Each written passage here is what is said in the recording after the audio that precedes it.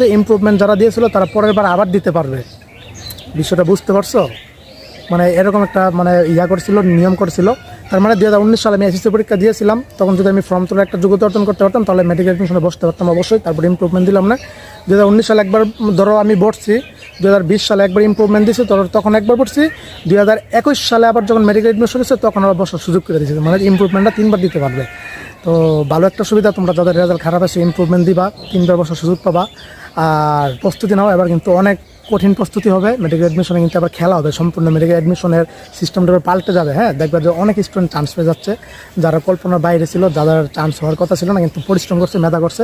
অনেক স্টুডেন্ট জিপের কম থাকার কারণে, মানে নেগেটিভ হওয়ার কারণে কিন্তু চান্স পায় না। হ্যাঁ, অনেকে দেখবা যে 5, 10, 12 কাইটও কিন্তু মেডিকেলে চান্স হয়। হ্যাঁ, তো সবাই পড়ো। আর সম্পূর্ণ গাইডলাইন আমি আছি, আমার এক্সাম পেজ চালু করতেছি কয়েকদিনের মধ্যে। সম্পূর্ণ আমার এই এক্সাম পেজে কিন্তু সম্পূর্ণ প্রস্তুতি থেকে তুমি ঘরে বসে